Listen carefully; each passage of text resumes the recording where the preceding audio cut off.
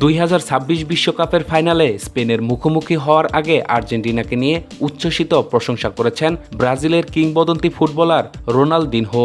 আলবি সেলেস্তোদের লড়াকু মানসিকতা, দলীয় ঐক্য এবং লিওনেল মেসির প্রভাবের ভূয়সী প্রশংসা করে তিনি বলেছেন, এমন ফুটবলই দেখতে তার সবচেয়ে ভালো লাগে।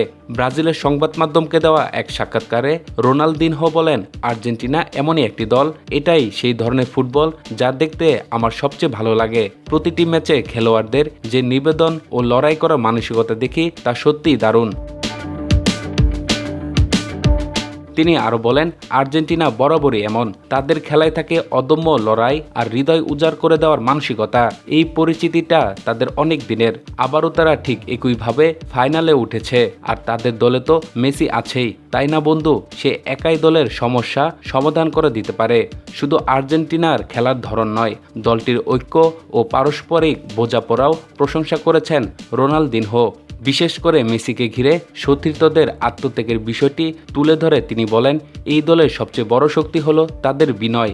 সবাই মেসির জন্য দৌড়ায়, তারা জানে কখন তার কাছে বল দিতে হবে এবং এটাও বুঝে সে মেসি ম্যাচের পার্থক্য গড়ে দিতে পারে, ম্যাচের ভাগ্য নির্ধারণ করতে পারে। তাই তাদের মধ্যে যে ঐক্য আছে সেটা দেখতে সত্যিই খুব ভালো লাগে। রোনালদিনহো ও মেসির সম্পর্কের শুরু বার্সেলোনায়। আর্জেন্টাইন মহাতারকার মূল দলে অভিষেকের আগেই তাদের পরিচয় হয়। পরে 4 মৌসুম তারা একসঙ্গে বার্সেলোনার ড্রেসিং রুম ভাগাভাগি করেন।